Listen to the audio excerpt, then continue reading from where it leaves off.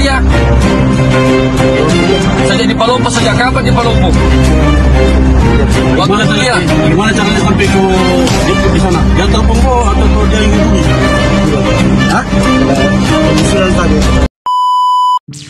Halo guys, balik lagi dalam channel gua. Guys, hari ini gua akan menceritakan kasus pembunuhan yang menimpa seorang wanita muda terjadi di daerah Kabupaten Luwu, Sulawesi Selatan. Mengerikannya, korban bukan hanya dibunuh, ternyata telah menjadi korban penodaan. Bagaimana kronologi pada kasus ini? Yuk kita simak videonya.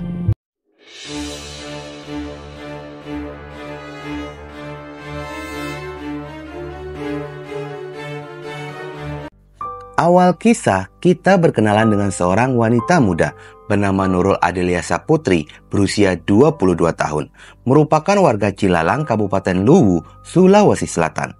Selama ini, Nurul hanya tinggal berdua saja dengan sang nenek, dikarenakan kedua orang tuanya sedang merantau ke Batam dan Kalimantan untuk bekerja. Nurul merupakan seorang alumni IAIN Palopo yang mengambil jurusan program studi Manajemen Bisnis Syariah Fakultas Ekonomi dan Bisnis Islam. Nurul pun baru saja menerima gelar dalam pendidikannya tersebut pada bulan Agustus 2023 yang lalu. Setelah lulus, Nurul pun memiliki kegiatan lainnya, mengikuti kursus komputer di Eureka Company Belopa. Pada hari Senin, tanggal 12 Februari 2024, sekitar pada jam 8 pagi, Nurul seperti biasa berangkat dari rumahnya menuju tempat kursus komputer, dan pada pagi itu dia berangkat menggunakan kendaraan umum. Sekitar pada jam 11 siang, kursus komputernya telah selesai. Nurul pun segera pulang dan sempat memberikan kabar kepada keluarga jika dirinya sedang di dalam perjalanan kembali ke rumah. Namun hingga sore tiba pada jam 16.00, Nurul tidak kunjung kembali ke rumah.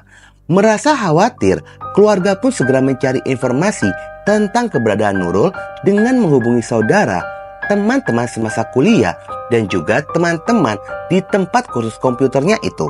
Namun tidak ada satupun yang mengetahui keberadaannya. Hingga malam semakin larut, keluarga masih belum mendapatkan kabar keberadaan dari Nurul. Akhirnya pada malam itu juga pihak keluarga memutuskan untuk melaporkan kepada pihak kepolisian tentang orang hilang. Setelah dari laporan itu, pada keesokan harinya, hari Selasa tanggal 13 Februari 2024, sekitar pada jam 6 pagi, warga Desa Bolong, Kecamatan Walerang Utara, digegerkan dengan temuan tubuh wanita menggunakan baju abu-abu, celana pink, rambut sebau tanpa adanya identitas diri. Di dekat tubuh wanita itu terdapat jejak ban mobil yang membekas di lahan tanah yang basah. Tubuh korban pertama kalinya ditemukan oleh seorang warga yang bernama Ani. Ani yang terkejut dengan temuannya itu langsung mengabarkan kepada warga sekitaran, hingga dengan cepat warga pun mulai berkumpul di tempat temuan tersebut. Lalu kejadian itu pun segera dilaporkan kepada pihak kepolisian setempat. Ketika warga mulai berdatangan mengerubuni tubuh tidak bernyawa itu, tidak ada seorang pun yang berani menyentuh tubuh wanita tersebut. Mereka hanya bisa mengambil gambar dari sosok wanita itu. Kabar penemuan yang menyebar luas hingga terdengar oleh keluarga Nurul. Salah satu keluarga dari Nurul ikut mendatangi lokasi temuan tersebut. Sontak saja pecah tangisan keluarga saat melihat sosok wanita itu adalah Nurul Adelia Saputri yang telah dilaporkan menghilang. Tidak berselang lama, pihak kepolisian pun tiba di lokasi temuan. Tubuh korban segera dikonfirmasi kepada keluarga. Dengan berat hati, keluarga pun membenarkan jika wanita itu adalah Nurul. Keluarga sangat terpukul dengan kenyataan itu. Nurul yang ditemukan dalam kondisi yang sangat mengerikan. Selain itu, saat ditemukan, tidak ditemukannya barang-barang pribadi milik korban seperti ponsel dan laptop.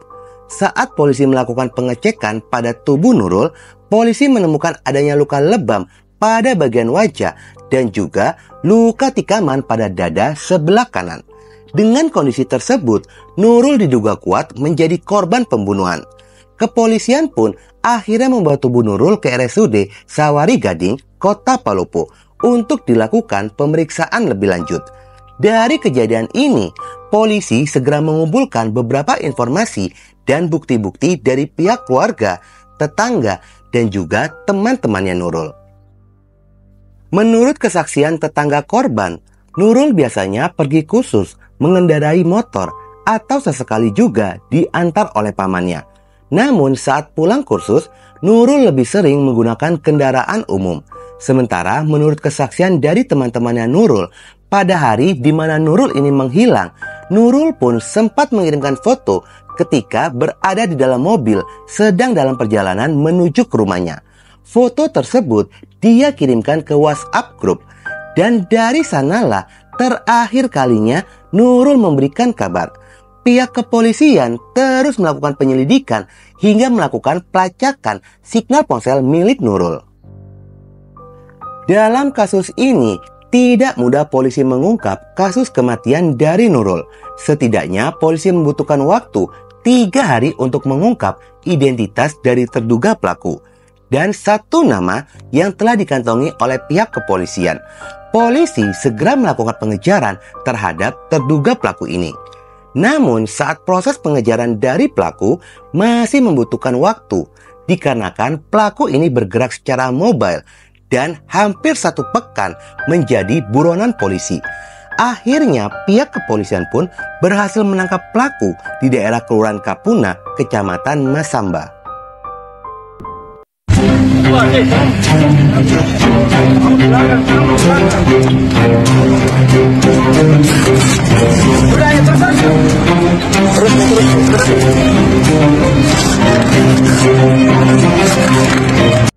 Penangkapan ini terjadi pada hari Minggu tanggal 18 Februari 2024, sekitar pada jam 15.30. Pelaku ditangkap ketika sedang membawa penumpang ke arah Morowali, Luwu Timur. Pelaku pun dibekuk dan diamankan oleh tim kepolisian Mapores Luwu. Pelaku ditangkap beserta dengan barang bukti berupa mobil berwarna hitam. Pelaku pembunuhan ini bernama Adi Rahman, berusia 31 tahun, warga Gempul, Kelurahan Wiwitan, Kecamatan Lamasi, Kabupaten Luwu. Dalam kesehariannya, Adi berprofesi sebagai supir antar wilayah. Ternyata pelaku ini pun telah memiliki istri dan 2 orang anak. Hanya pada saat dibawa kembali, pelaku ini pun mencoba untuk melarikan diri. Dengan terpaksa, hadiah timah panas bersarang pada kakinya. Di dalam pengakuannya, korban dan pelaku ini tidak memiliki hubungan spesial, hanya sebatas driver dan penumpang saja. Adi sudah kenal lama dengan Nurul. Nurul sering menggunakan jasa mobilnya untuk pulang ke rumah semasa korban ini masih berkuliah. Namun sejak lulus dari kuliah, Adi dan Nurul sempat tidak berkomunikasi cukup lama. Namun komunikasi itu pun kembali terjalin sehari sebelum kejadian itu. Saat itu, Nurul memposting yang menerangkan jika dirinya sedang mengambil kursus komputer. Dari postingan itu, komunikasi mereka pun terjalin lagi. Adi menawarkan pada Nurul untuk berlangganan jasa sewa mobilnya, dan Nurul pun setuju. Hingga mereka bertemu dan pembunuhan itu pun terjadi. Pada hari kejadian, yaitu tanggal 12 Februari 2024, Adi menjemput Nurul di perempatan Kelurahan Pamanu, Belopa dengan mobilnya. Saat bertemu, layaknya driver dan penumpang, Adi pun mengantar pulang ke rumah Nurul. Namun pada hari itu, tidak seperti biasa. Adi mengajak berkeliling kota Palopo. Di tengah-tengah perjalanan, tiba-tiba Adi menghentikan mobilnya di area Sampodo, Kecamatan Buah. Di dalam mobil, pelaku ini mulai menyentuh bagian tubuh Nurul. Sentuhan tersebut membuat Nurul merasa tidak nyaman dengan kelakuan dari pelaku ini. Sontak saja, Nurul melontarkan perkataan yang terbilang cukup kasar. Lontaran perkataan itu membuat pelaku Adi menjadi emosi, lalu membenturkan kepala Nurul ke dashboard mobil. Seketika, Nurul langsung pingsan di dalam mobil. Saat itulah Adi mulai mengambil kesempatan untuk menodai Nurul. Namun saat sedang asyik, tiba-tiba Nurul terbangun dari pingsannya, lalu melakukan perlawanan dan berteriak histeris. Teriakan dari korban membuat pelaku ini menjadi panik, dengan cepat mengambil sebuah sajam badik yang dia sembunyikan di bawah jok mobilnya, lalu melayangkan badik tersebut ke dadanya Nurul sebanyak 2 kali, hingga Nurul akhirnya kehilangan nyawa. Ketika melihat Nurul sudah tidak bernyawa, pelaku memutuskan untuk berputar-putar sambil membawa tubuh Nurul yang sudah tidak bernyawa. Hingga pada malam tiba sekitar pada jam 19.00. Pelaku memilih area persawahan Desa Bolong, dan setibanya di sana, pelaku Adi segera melemparkan tubuh Nurul keluar dari mobil dan meninggalkannya begitu saja, lalu segera melarikan diri. Tubuh Nurul yang tergeletak di sana hingga keesokan harinya ditemukan oleh warga sekitaran. Pada saat dilakukan interogasi, alasan Adi tega membunuh Nurul, dia pun hanya terdiam dan mengaku menyesali perbuatannya itu.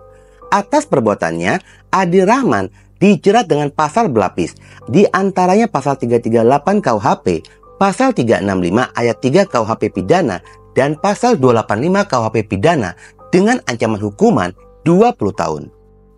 Guys, orang tua korban telah berhasil menjadikan anaknya seorang sarjana, tapi harus berakhir di tangan pria yang tidak berakhlak. Pelajaran dari kisah ini, terus tingkatkan kewaspadaan kalian dimanapun, dan tanamkan dalam diri, jangan mudah percaya. Mungkin itu salah satu cara agar terhindar dari hal seperti ini. Oke guys, sekian dulu video gua hari ini, dan jangan lupa ikuti terus video gua. Oke?